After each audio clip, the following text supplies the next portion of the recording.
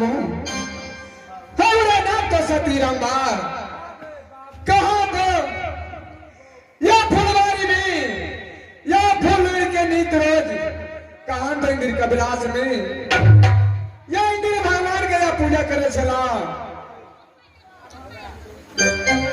या एक राजा कहाँ जंगल गए शिकार खेले के लिए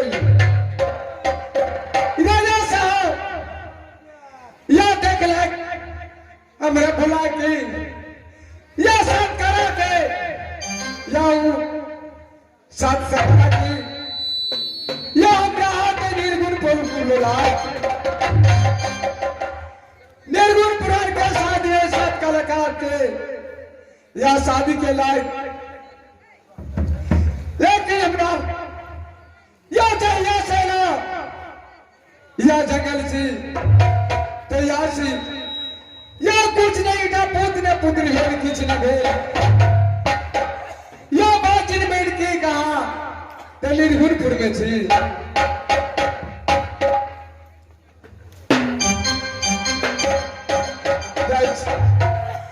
या स्वामी की बात से अपना या मंत्री की बोलावे थी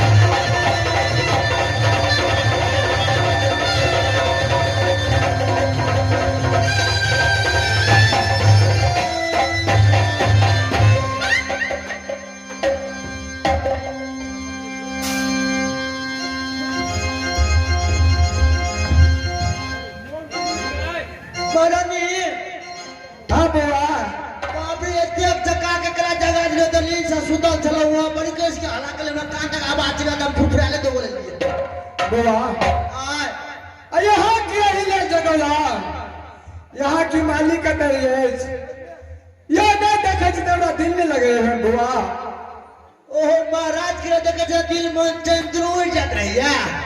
हाँ बुआ महाराज तो ठीक कर महाराज तो जंगल के राजा चाटो गई तो जंगल से शिकार खेलते खेलते बाहर रही तो कहे महाराज आवे दे थाकड़ पिया के बढ़िया से खाने पीने बना दिए हो जाओ। ठीक से बाबा क्या बढ़िया खाना बना दो स्वामीनाथ ला लेकिन यार अच्छा खाने बना दियो बोलिए आलू का चोखा खाना ये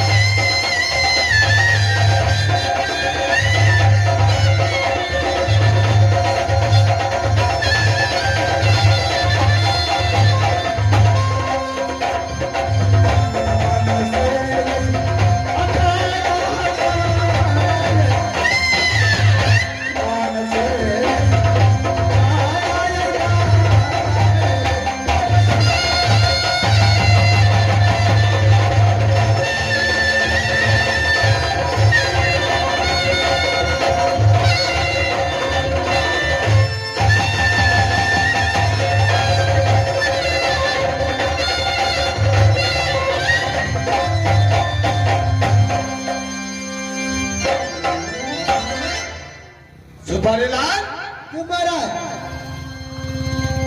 क्या मैंने तुम्हारा भेजा था इंद्रपुर वाले की बुला कर ले आओ? आओ महाराज। आया कि नहीं? आओ महाराज, महाराज तो ये बोला महाराज।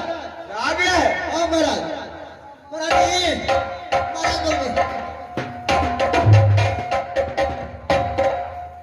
सती, स्वामी, सबसे पहले से विचार बताइए सती। स्वामीनाथ, या मैं समाचार बहुत निकेश बहुत बढ़िया बहुत सुंदर, या अपन कुशल बता। मेरा भी कुशल।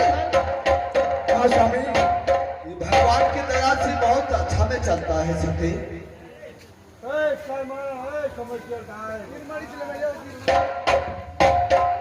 सती इंद्रपुर वाले, स्वामीनाथ,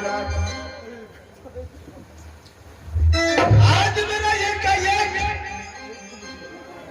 अपने महल में दिल नहीं लगता है सती। हाँ स्वामी,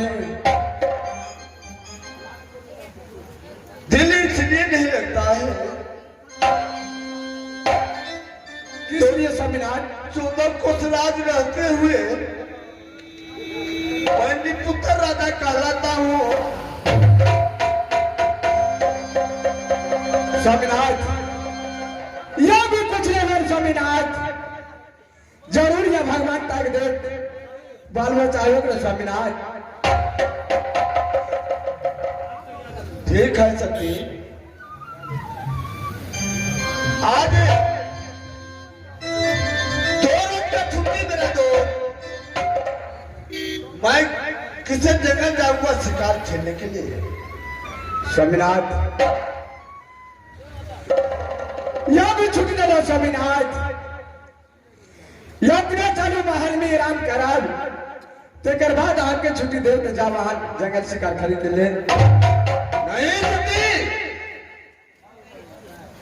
मैंने जंगल जाऊंगा शिकार खेलने के लिए, यहाँ मैं अपने दिल का बहलाऊंगा, सुंदर सा हिरना मार कर खिलाऊंगा, आज मांस बना कर अपने महल में खाऊंगा सती। स्वामीनाथ, या आराम करके तब जाओ स्वामीनाथ, या जंगल पहले चलो आराम करे ले महल में। क्या आज मेरा छुट्टी नहीं मिलेगा? न स्वामीनाथ, क्या आज दिल करता है तुम्हारे जो इस महल में आराम करूंगा मैं? हाँ स्वामी, ठीक है सती,